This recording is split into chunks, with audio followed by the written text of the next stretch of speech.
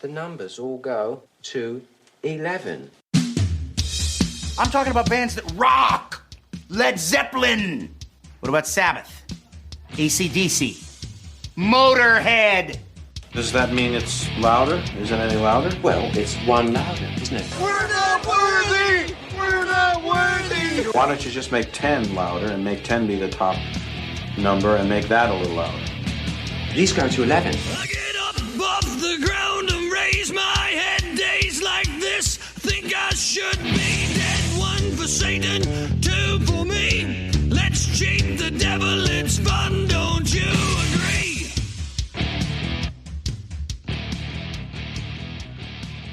Welcome to the Nothing Shocking podcast. I'm your co-host Bob Zarrell. With me in Landmeyer Deadbug Studios is Coach Nez. Visit us at zpnetwork.com, zoixonline.com. We're on Facebook at the Nothing Shocking podcast community fan page, and the Quad Cities Rock and Roll Junkies interest group, and our Twitter handle is No Shock Pod. Our sponsors are Ragged Records, Davenport, Iowa, and Rock Island, Illinois. Legends Guitar Picks out of Milan, Illinois, and RockstarPicks.rocks out of Queens, New York. We're on Apple Podcasts, Google Podcasts, Stitcher, all your podcatchers. Subscribe to the show, rate and review the show. And are we still on Rock Rage Radio on Sundays mornings? We are. Forgot to mention it the last couple of weeks. Sunday mornings or Sunday at noon Sunday Central at noon, Time. Yeah. So listen to us at any of those places. But please subscribe to the show and rate and review the show. It does help us get noticed. Our guest this week is Mickey Finn. Jetboy. Yeah. Before we get too much further, I want to thank Hong Kong Sleepover for letting us use their music. They got a new album coming out soon. Do they have a date yet? Or It's out. It's out? Yeah, we're going to be getting some promotional copies in the mail this week, I believe. Nice. So yeah, go check that out on iTunes and your local record stores if you have it there, and if not, demand it there. Demand it. What else? Mickey Finn, Jetboy. It was a great interview. It's been a while since we had him on because we've had bad weather and sickness and more bad weather and more sickness and more bad weather. And it looks like we're going to have more bad weather this week. So, yeah. Potentially, yep. So. Although I did see the forecast say it looks like the snow might not be happening if it stays warm enough. We'll see. That'd be nice. Yeah, it has been a nightmare here. So we apologize for the inconsistencies over the last 2.5 months, but hopefully, spring training has happened. Pitchers and catchers are there, so yep, let's hope. We should be. We'll just pretend like we're in Arizona and Florida. There you go. I do want to. Obviously, we'll be mentioning this up until it happens. Chicago Open Air Festival, May 18th and 19th in Bridgeview, Illinois. SeatGeek Stadium. System of a Down, Tool, Ghost, Prodigy, Meshuggah, Gojira. Get your tickets now. You can we actually have a ticket link. I don't know if I've posted on Facebook yet, but I will. In every podcast I release, it's in the show notes. There's a link where you can buy tickets through us if you want. We don't get a piece of it. It just lets them know that you heard it from us and you want to go see that show. Which, why wouldn't you want to see that show? Tool and System of a Down don't tour often. I don't know when the last time either of them in the Chicago area. So definitely check that out and help us out by buying tickets through that link. Yeah. Is there anything that we're forgetting before we get to our interview? No, just a reminder once again that all my contacts were lost with my old phone, and any past artists that we've had that I've kind of kept in contact with. If you listen to the podcast, I don't have your phone number anymore because the art of remembering phone numbers since cell phones came out is a lost art. So I don't remember anybody's cell phone number. So if you listen to this, text me. All right. Well, with that, enjoy our interview with Mickey Finn of Jetboy. Good night.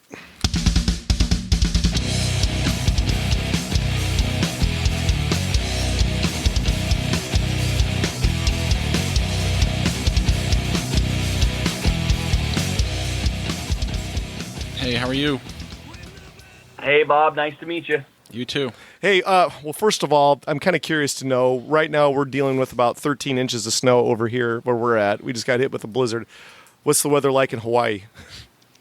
The same as always. Balmy, tropical.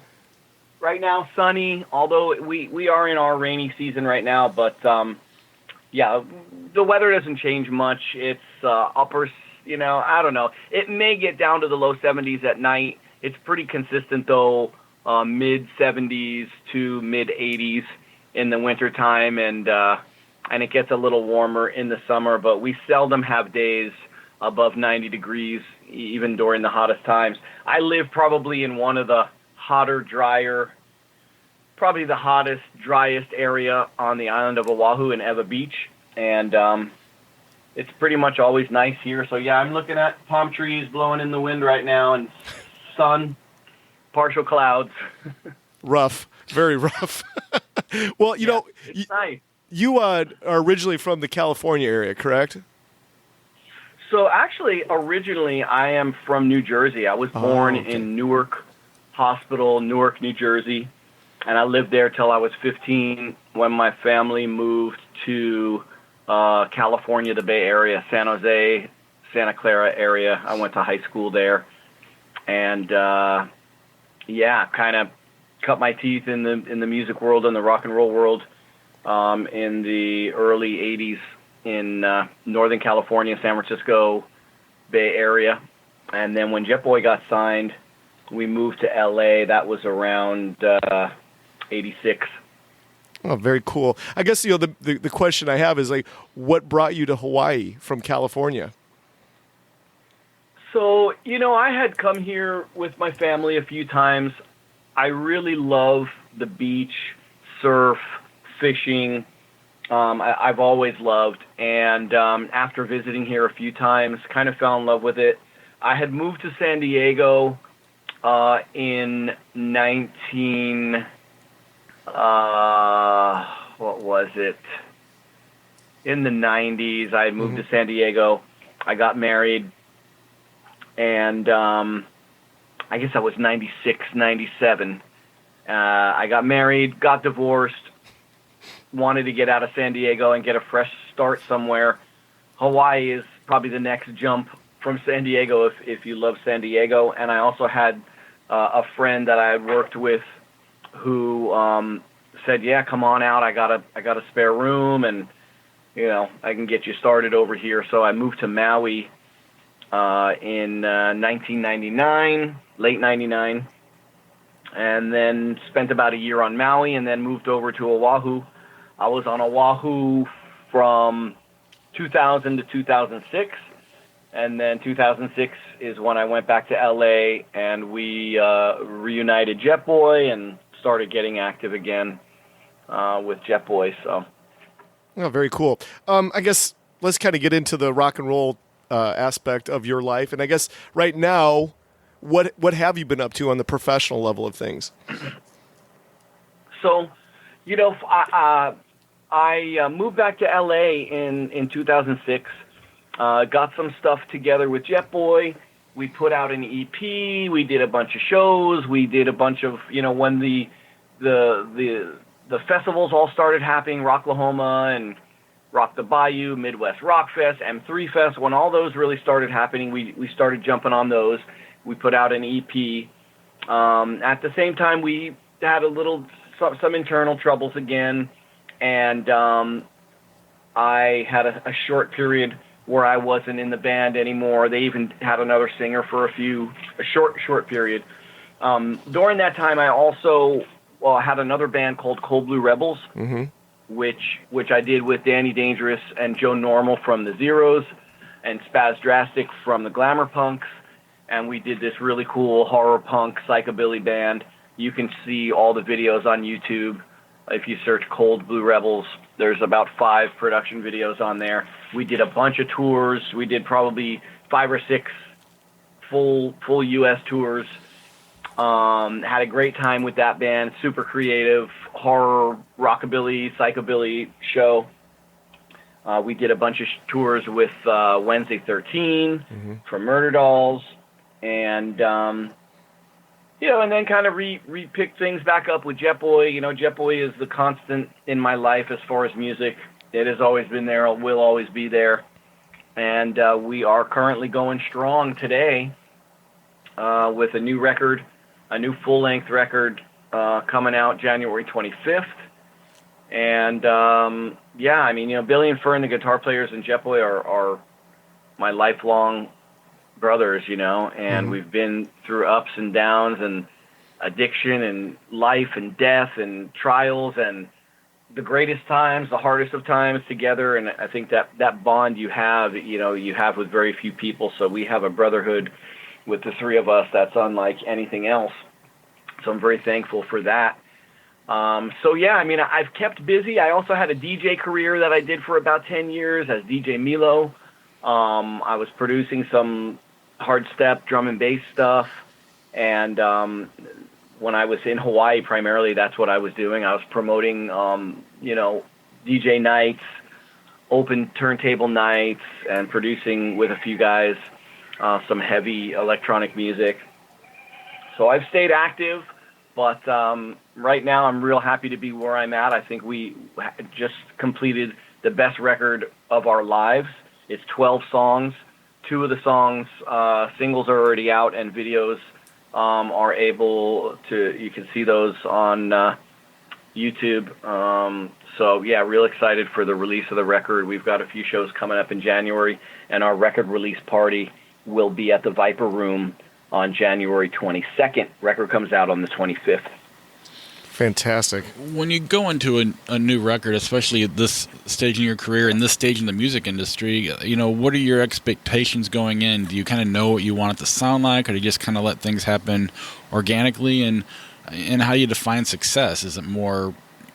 Yeah, I mean that's a loaded question, but if we kind of split it into 2 parts, I think creatively, I think we were due for a record. We hadn't written any new songs since about 2008 or so. We had a short writing session, and we came up with 3 songs that wound up on the EP Off Your Rocker. And so I didn't really have expectations going into it. We got offered a deal by Frontiers Records, and they are working with a bunch of bands from our era, as well as a ton of European bands and great stuff. So the opportunity just kind of popped up. And, who's going to turn down an opportunity to record an album that somebody says, well, hey, we'll pay for it, just write it and record it and do it. But once we got going, it was a different creative process from the way we've written everything else in the past, because we all live in different places, and really previously the digital era wasn't as prevalent as it is now. So whereas we're used to sitting in a room acoustically, coming up with ideas, then getting in a rehearsal room with the full band, hashing it out physically, working on parts together, and writing songs that way, this was different. We did everything digitally.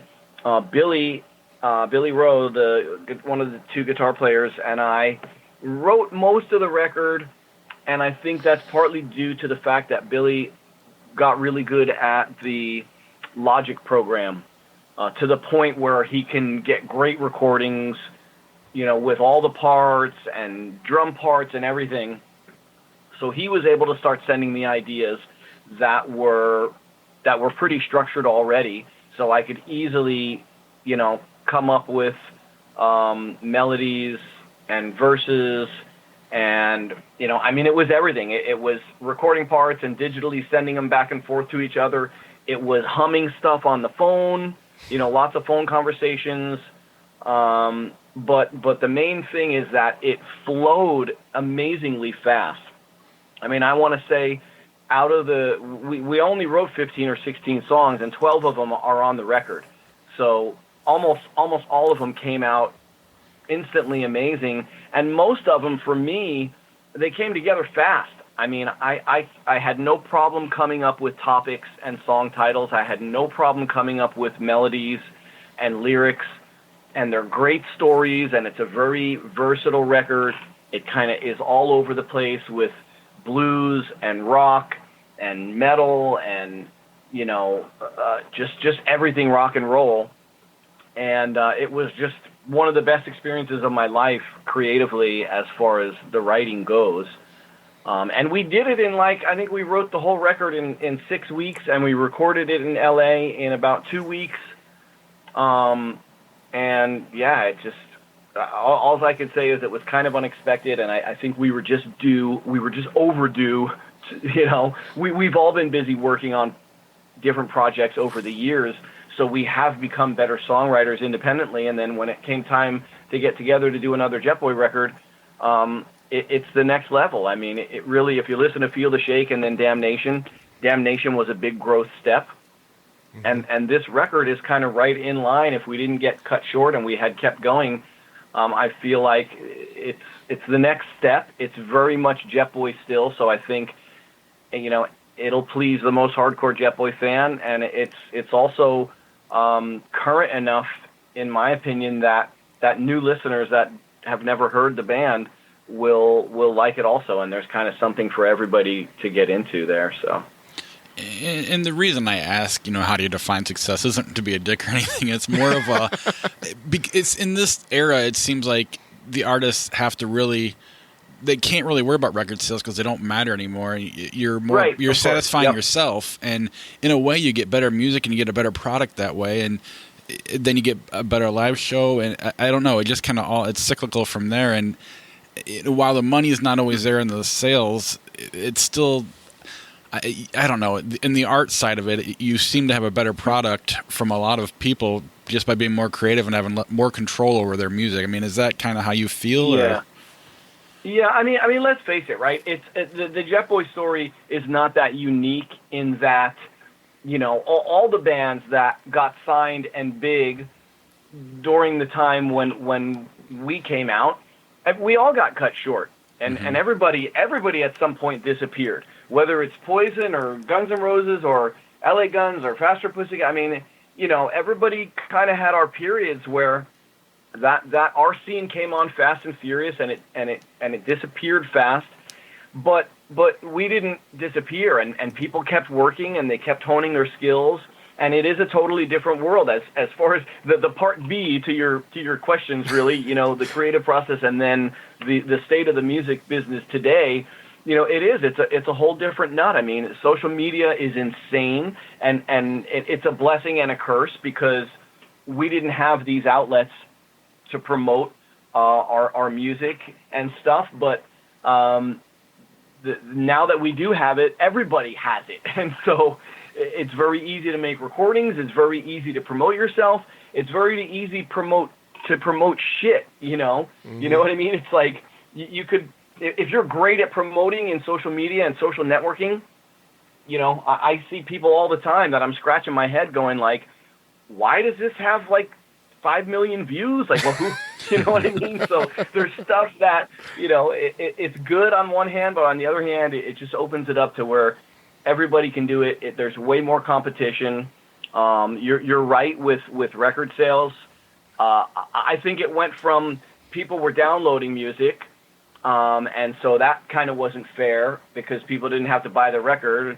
And then now it's like there's all the streaming services, right? You've got Pandora and Spotify and all this stuff, which even to me, I'm like, God, I still do like to buy records, but for the most part, if you can have a monthly service that you pay $10 a month, and whatever you're in the mood for at any given time, you just press a button and you can hear it, and you can hear the whole record, or you can hear stuff that's similar. And I mean, it's really changed a lot. So I just look at it as I'm in it now for only the most pure reasons, which is the love of music. I'm thankful to be alive and still making music, and I have no expectations. You know what I mean? I don't have illusions of grandeur. I don't imagine that, although it would be really cool. It would be a really cool story to say, oh, these guys are like in their 50s and they're still really good, and they put out a new record and they got a #1 hit, that would be a cool story, but I don't believe it's going to happen. It doesn't mean I don't have a glimmer of hope, but that's not my reason for doing it. I am at a great place in life. I'm married. I've got 2 beautiful children. I have a job that I love, working for Layrite, which is a great men's barbershop specific hair product brand. And, I've got some freedom, I've got a wife and a family that supports me and my music and, going stronger than ever in a way, you know what I mean? So I'm just thankful to still be doing it. And every show we play is just all about having fun and doing it. And, luckily we usually at least make enough to break even. Sometimes we make a few bucks, and hopefully that'll get better. We do have a great new manager, Scotty Ludwig, who is also handling LA Guns and Enough's Enough. And, we're getting ready to do some shows with our old buddies in Junkyard coming up next month, or in January rather. And so the future looks bright. I'm just stoked to be here. Well, I kind of want to touch on what you've been talking about. There was that post on social media. Gene Simmons spoke about how the rock and roll fan are the ones that killed rock and roll as the popular culture. And we have we've talked about this before. That rock and roll snobbery thing, that we will be so passionate about certain bands and we hate other bands. And I guess where are your thoughts on that? Do you believe that the rock and roll snobs out there have what kind of squashed rock and roll in its pop culture at its heights? What is your take on that? Well, I've never been a fan of critics in general, whether it's, and especially not art critics, you know what I mean?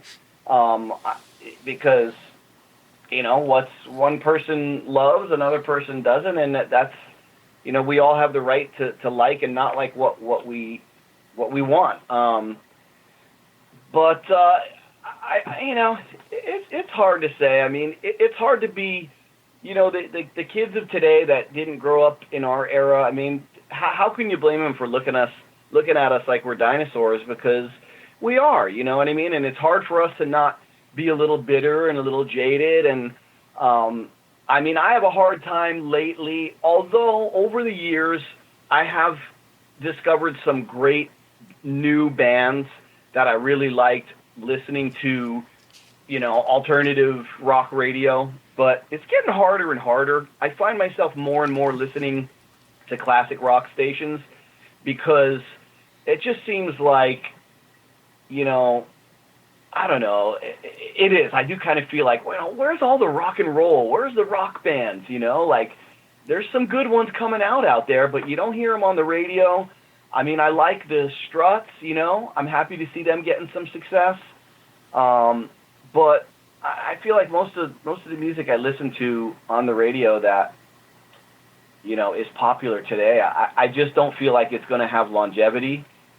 And I don't, it's like it's catchy enough and it's pop music or whatever, but the state of the music world and the rock music world and the metal music world is definitely, it's kind of like we're on our own, you know what I mean? Mm-hmm. It's like if you want it, you got to go out and do it, and it's hard, right? Because if you're not going to make money off record sales, then you got to make money touring.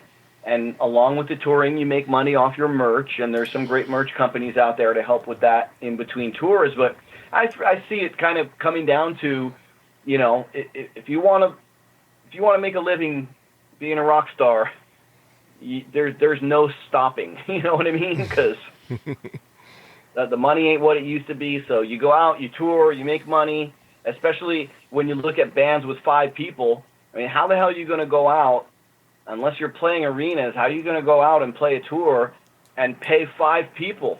I mean, my to be really personal, like my budget for life right now is like $7,000 a month. Mm-hmm. Like I got to make $7,000 a month to keep my kids in diapers, food on the table, pay the mortgage, pay the bills, and you're just not going to do that in a rock band. You know what I mean? Like, so the cost of living and life in general has gotten crazy. I'm paying, $1,600 a month for health insurance. You know what I mean? It just, the world has gotten so expensive and hard to survive in. So, I mean, if you're in your 20s and you don't got kids and you just love to tour all the time, that's what you're going to have to do. But for me, for where we're at right now, I'm happy to be a part-time musician, so to speak, and do it when I can do it. And when I do it, that I'm doing it because I want to do it, and I love doing it, and I don't have to do it. Absolutely. So that feels a lot better to me. Mm-hmm. I do want to come back to the snobbery part in the rock industry. When you were coming up, I mean, you had, the rock bands and the thrash metal bands and, that whole scene out there. Was there a lot of snobbery back and forth back then, or how did that, or was it just more, because I kind of came up in the grunge era, so I just kind of heard the stories about it after the fact. I think there was a little bit of shit talking, but I mean, it was not anything that was a big deal. I mean, sure, if you were Megadeth or Metallica or Slayer or whatever, they I'm sure they made some cracks about makeup wearing, hairspray, lipstick wearing bands or whatever, but it was not like fights were breaking out and people were, it wasn't a big deal. It's like, of course, they're super gnarly metal guys, so you're going to be a gnarly metal guy. On the other hand, you're wearing hairspray and lipstick, and you just say the same thing. It's like, oh, yeah, bang your head, dude. Bunch of sweaty dudes up front at your shows. We got a bunch of chicks flashing their tits at our shows, So everybody could sling shit at each other, but I never really felt like it was, a problem or, And I think nowadays it's probably even less because it's like you won't find even people from our era that loved glam and Poison and bands like Jetboy. I guarantee they listen to metal, they listen to Social Distortion, they listen to, everybody kind of, at our age, right, you've gone through how many phases of music and styles and favorite bands and everything. So I think it's probably a better, more open world musically, and I think kids today definitely have a wide musical, they're just into all different style stuff, so it's not as segregated as it was, I think. You mentioned listening to classic rock radio. Is it weird to hear Motley Crue, then Nirvana, then Metallica, all these bands are together on classic rock radio now? It was kind of that grunge era that did kind of put an end to the rock bands of the 80s. But isn't that what's great about classic rock radio? Yeah. Because classic rock radio, it was like when I was a kid or when I was a teenager, classic rock radio was like oldies, Right. And then it was like you had, the 60s era, so it was like, hippie music and Henry, and then there's like, so I think each era, if you listen to classic rock, they kept it all around. So you might hear the Grateful Dead 1 minute and Peter Frampton the next minute, and then Motley Crue and Metallica. That's what I like about it. Is it's I'm not always in the mood for every song that comes on, but I do like the variety of Zeppelin into Black Sabbath into Motley Crue into It just I like that variety, and I also like my Pandora. I like putting on, when I'm in the mood for Avenged Sevenfold, and I put it on that station, and I know I'm going to hear Avenged Sevenfold and Bullet for My Valentine and Five Finger Death Punch and similar bands. So, God, it's like how do you knock technology with stuff like that? It's like, eventually we're all going to have to get used to that this is how the world is now, and you can't go backwards. As technology evolves, it's just going to keep evolving. It's not going to go back to the way it was ever. So either get used to it and learn to love it, or you're going to be grumpy for the rest of your life. Okay, well, see, this next question, I'm gonna blame this on MTV, but when Jetboy, when I first found Jetboy in 1988, you guys were like on Headbangers Ball, and I never felt like Jetboy was like a band that should have been on Headbangers Ball. The exposure's nice, sure, but you guys are on Headbangers Ball. I was like, this band is more Hanoi Rocks and Rolling Stones than they are, anything that's on the Headbangers Ball. I guess the thing, would be, were you guys frustrated being lumped into what was the Headbangers Ball instead of what you guys actually were? I don't think so, because really the only problem with what you're saying is the label Headbangers Ball, because the show was, I mean, look, Lemmy, who was a good friend of ours, God rest his soul, he would say all the time that we're a fucking rock and roll band. We're not a metal band. Not that he didn't like metal, or not that their music wasn't metal-ish or headbanging, but Lemmy would tell you straight up, like, we're a rock and roll band. Metal is it's just a label that people want to put on, and so I think Headbangers Ball, although they did play a lot of metal, and we weren't technically metal, they also played a lot of rock bands, hard rock, and I mean Aerosmith, and I mean think about all the great bands that got played on there too. So yes, we were very happy for the exposure, and basically we didn't have another outlet because MTV at that time was very safe. They were very safe, and I'll never forget when we sent them the video from our second record, Damnation for Evil. What they came back with was that it was too scary for daytime rotation. So they said we're only going to play this on Headbangers Ball. It's never going to get beyond that because the video is too scary for daytime rotation. Now this is what, 1 or 2 years before Marilyn Manson blew up and was all over that station like 24/7. But at that time, it was still very safe, and the Bon Jovis and the bands that were a little bit safer and more poppy or whatever. But I don't know. It's really hard for me to figure out what really went down and whatnot. We were happy to get on MTV at all. We definitely were different, and you're right, we were more like Hanai Rocks, but Hanai Rocks didn't get a lot of love from MTV either, or America in general. Right. I mean, it's hard to say. If we were scheduled to play with them when they came the first time, we had 2 shows set up with them in the Bay Area, and then the accident happened and Razzle died and the band split up. I mean, I think about that a lot. What would have happened? Were they about to blow up in America? It's hard to say because they haven't since then. I mean, Mike Monroe's come a few times, and Mike still does good in Europe, and but yeah, I mean, we were happy to get on MTV. I didn't feel like Headbangers Ball was a wrong place for us to be because we were a band that was very not pigeonholed. We were a little bit punk. We were a little bit rock. We were a little bit bluesy. We were a little bit metal. So, Headbangers Ball, just a name. I think they played a pretty good wide variety of music, and I don't know how much Ricky had to do with the programming. I like to think that he made some good suggestions and helped a lot of bands get on there. But yeah, I think they did a good job. I wish they would bring back that show. You know what I mean? Well, they did what they did about maybe was it 10 years ago? They tried to make an attempt to bring it back. And Jamie Josta? Yeah, Jamie Josta. And didn't it kind of fall flat on its face? Or I don't know. It did pretty good for that. I don't even remember, but I just know I keep up with Ricky, and I hear him once in a while. He's like, thinking, I wish they would. You know what I mean? Like, I think it could do great because really, I mean, you think about it, nobody watches MTV anymore. I don't watch.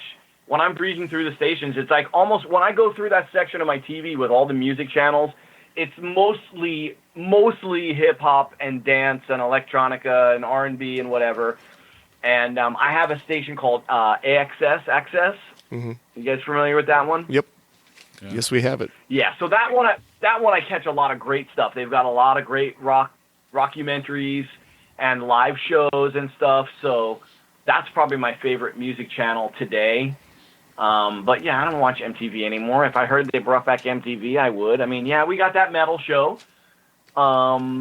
We did. But, that's based more on interviews and stuff like that, so it's really different than Headbangers Ball or MTV. So, a great show, of course, don't get me wrong. And I do watch, but,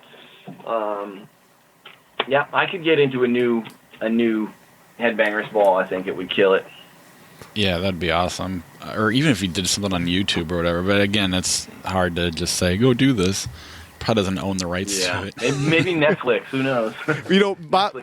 Bob and I have this disagreement about that metal show back when it was playing. Is like, I am more of a guy that wants to learn, and when the guests come on, I want to hear what they have to say. And I always felt like that metal show always kind of stopped and paused while the hosts or the co-hosts verbally punched each other in the balls for about 2 minutes, and then it went back on to the. And so that was the thing that perturbed me. Bob thought it was great for rock and roll. I thought it was, well, not the best thing for rock and roll.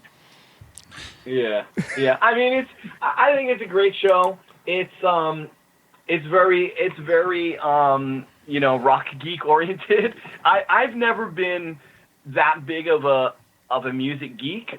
The other guys in my band, Billy, Fern, yeah, like I'm one of those guys. Like, I don't get off on knowing every detail, like who was the producer, who was the engineer, who was in for this year to that year, and then they went to this label. Like there's all that, all of that. Geek knowledge. Geek knowledge. Yeah, exactly. Yeah. I'm not patient enough to learn all that stuff and be into it. So there's a point where if there's somebody on that I'm really into and I want to hear their stories and stuff like that, I'm more into that. But as far as all the stump the trunk and all that, I'm like, dude, I would be the last person to know any of that information.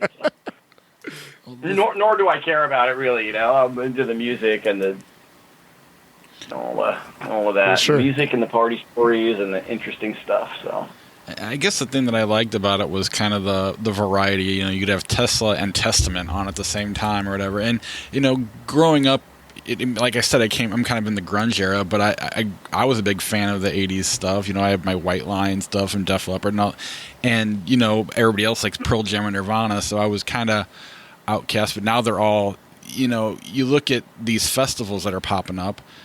And you mentioned Rocklahoma. There's such a variety of bands on these festivals that I really think that's kind of what's going to kind of keep rock and roll around and well in the United States, because it's done well in Europe. I mean, what are your thoughts on the festivals? Yeah, I mean, the festivals that go on in Europe, I mean, first of all, Jetboy just did our first UK tour, and it was freaking amazing. Like, we played the O2 Arena. All of those O2 arenas are freaking awesome. The Hard Rock Hell shows are amazing. I mean, you look out the crowd and everybody in the crowd looks like they're in a band. Like, it's a super, beautiful crowd. Like, the shows are amazing.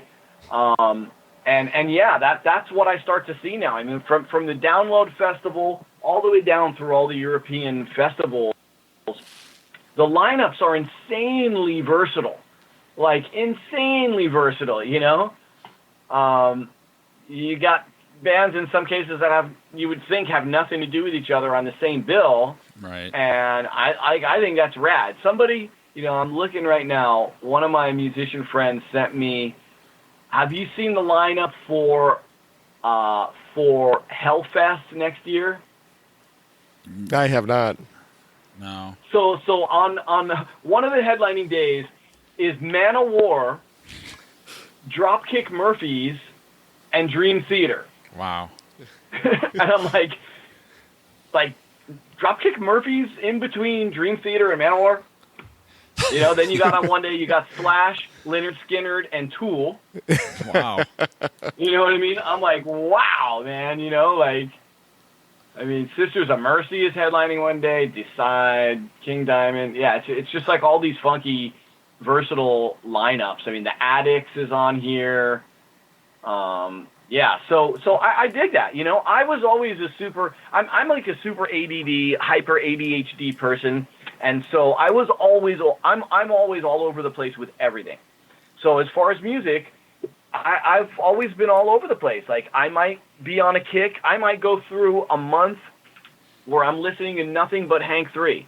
Mm-hmm. I might go through a month where I'm full on like an AC/DC kick or listening to old blues or I mean, I've gone through so many wacky phases. You know, there was a period when Jetboy was living in Hollywood that I got super into reggae, and I was just all about Steel Pulse and, you know, Bob Marley and just listening to all this stuff. And so, I mean, I think it's a beautiful thing, you know. In this human life, we're free to listen to whatever we want, and so people that narrow themselves down, and it's like, no, I'm just a metalhead. All I listen to is Slayer and, you know, death and doom. You know, it's like, okay, like I'm in the mood for Slayer sometimes.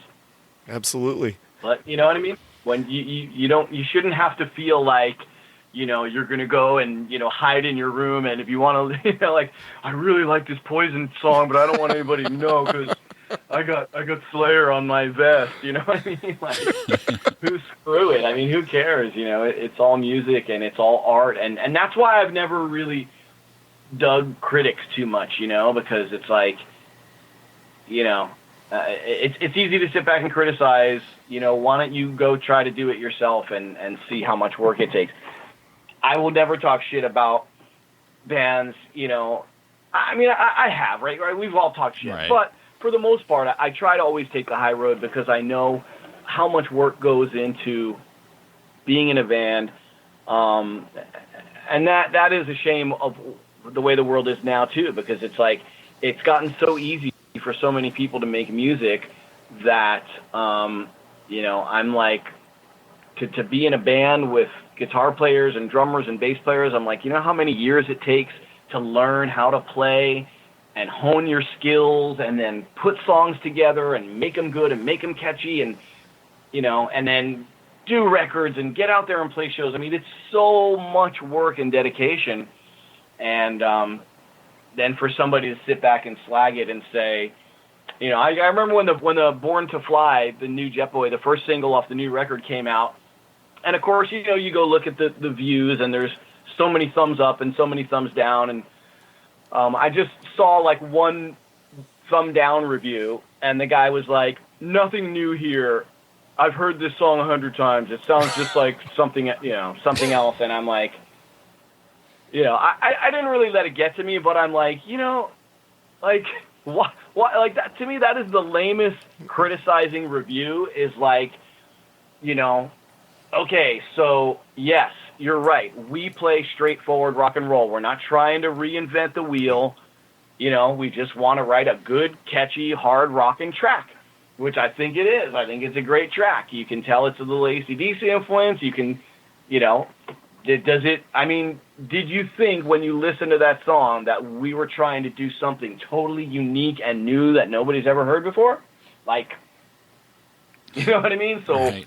To say something like that to me is just mean and stupid, and it makes no point. You know what I mean? It's like either you're going to say it's a good song, I like it, or not. To say, oh, I feel like I've heard this song 100 times. It sounds just like nothing new here. You know, it's like, okay, but is it good? You didn't say whether you thought it was good or not. You know, so yeah, fuck the critics.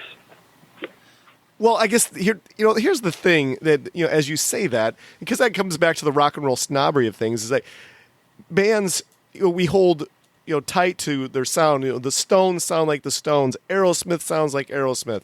Jetboy sounds like Jetboy. And the thing that bothers me is that when a band tries to do something a little bit different, they're even criticized even more. So it's almost like you can't win situation with the rock and roll snobbery of fans. Do you ever feel like that, where you feel like you're pigeonholed?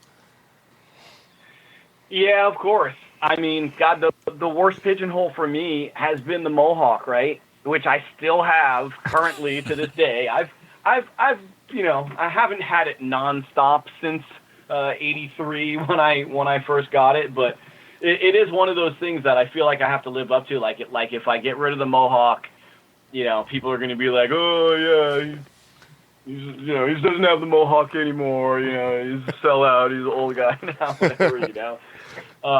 Yeah, it's not a big deal. I mean, the hardest thing for us was when that whole glam kind of scene, Hollywood scene, died down.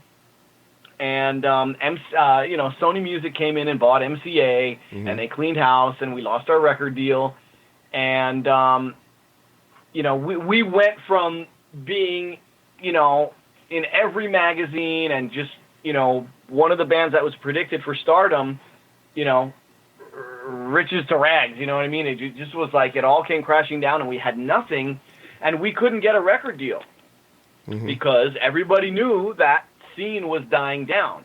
And if you weren't already on top, like the very few, Poison, Guns N' Roses, etc., they were looking for new stuff. They were looking for grunge. They were looking for different stuff. So we couldn't get a record deal.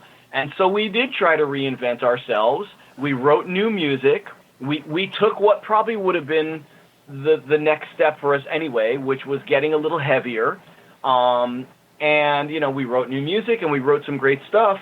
And we started approaching labels. And, and then it was like, our manager and people started advising us like, look, the Jetboy name, you're never going to, it doesn't matter what you do or what you look like or how, whatever, you're not going to, you could write a great grunge album, you're not going to get signed because of the name Jetboy. So then we changed the name to Mind Zone and we shopped, then we said, okay, well, if we're going to change the name and let's really go where we want to go. We got super heavy. We were really like in that Pantera kind of vein and we shopped to a bunch of metal labels and it seemed like every time we were close to signing a deal, the label would fold or go out of business or something happened, you know what I mean? So that kind of went on for 6 or 8 years. And then it wasn't until, 2006 or so when people started wanting it again, like enough time had passed or whatever and people started feeling nostalgic and, Brian Pereira from Cleopatra Records was one of the first ones to start putting stuff together.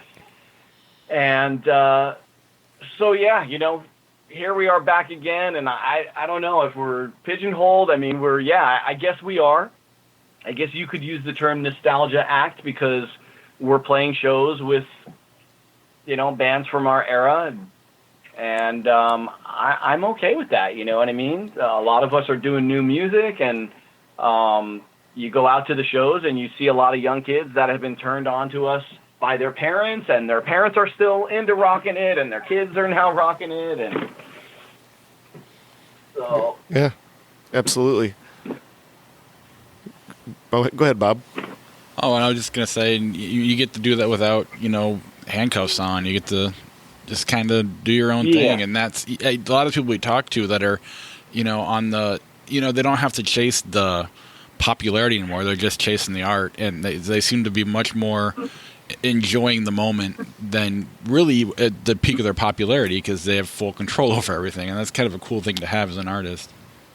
Right, and we've been lucky enough that, over the last 10 years, well, let's say over the last 5 years, definitely, we generally don't seek out anything, right? If people didn't contact us or somebody on our behalf that wanted us to play a show, you know what I mean? It's like we're not out there, it's just nice. It's nice. I feel good. I feel proud that, people come to us and ask us to play. Frontiers Records came to us. We weren't looking to do a new record. We weren't.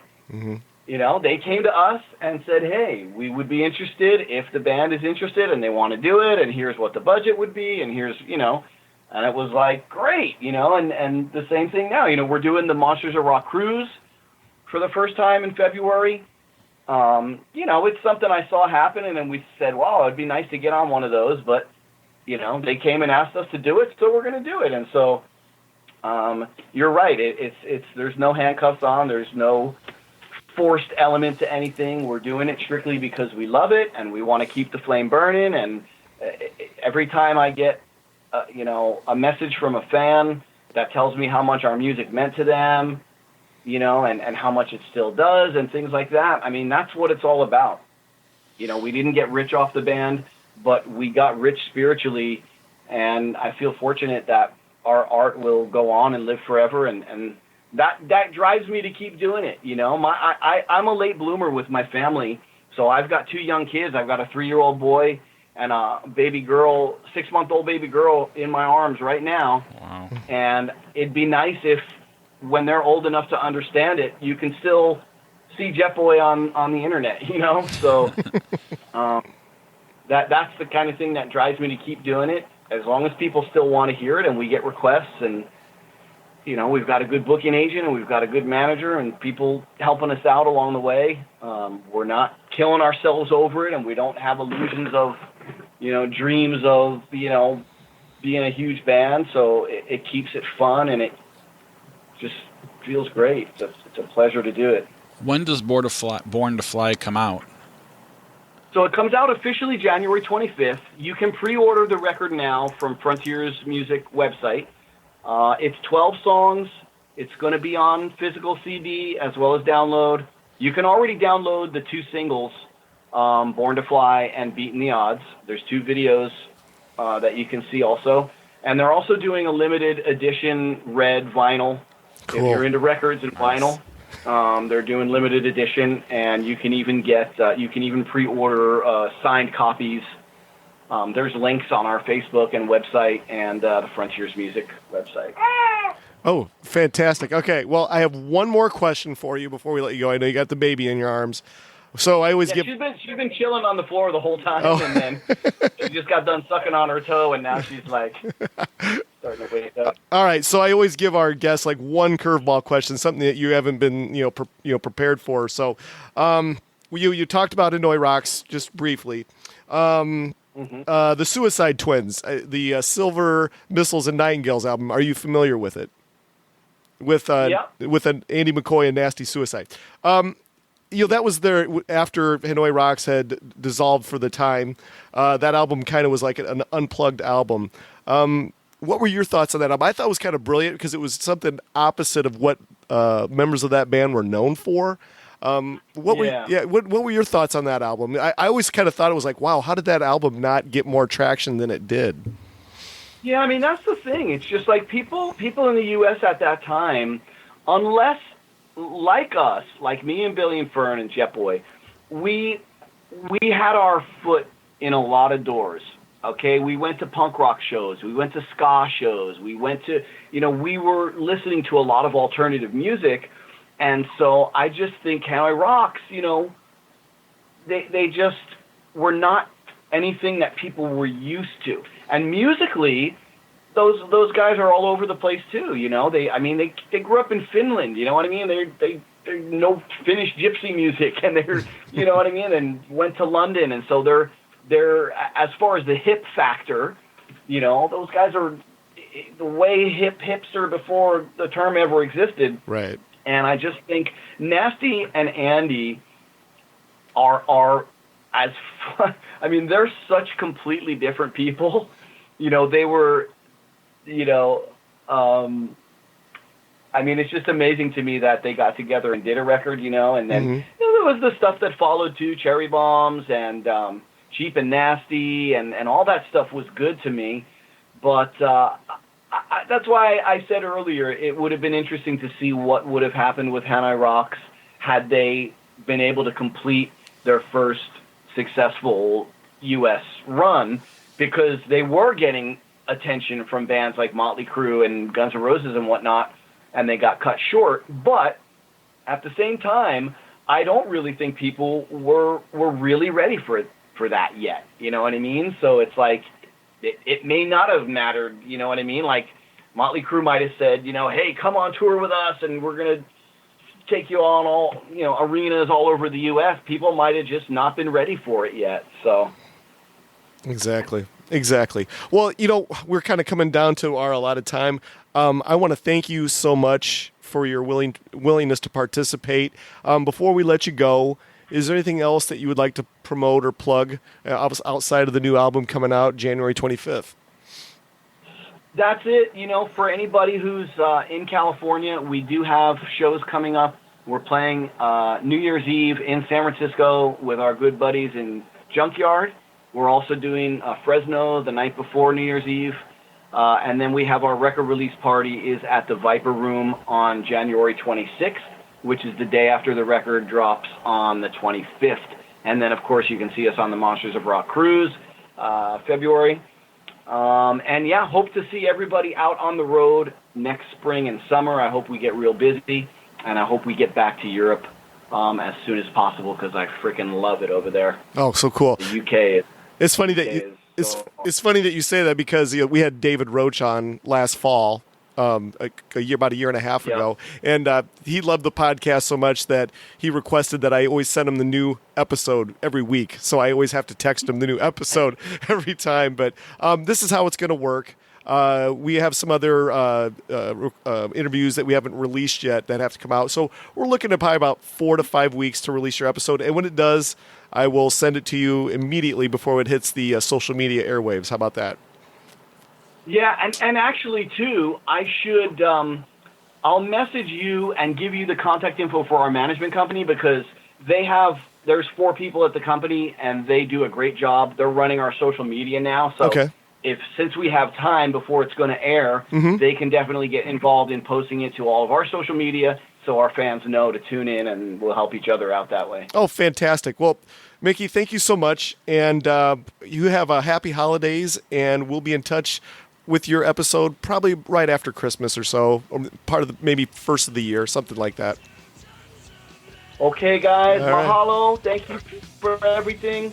Have a great holiday season, and I appreciate you having me on the show. I really appreciate it. Thank you so much. Have a good night. All right. Aloha. All right. Bye-bye.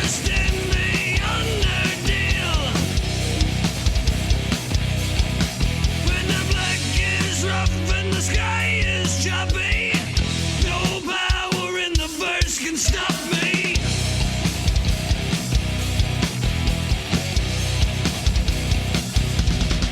Knowing you can't win for trying, man. I'll be holding your odds, I'll be holding your hand. I'll be mooning the blue sun and urging I'm good. Saving the day like you knew I would. When the black is rough and the sky is choppy.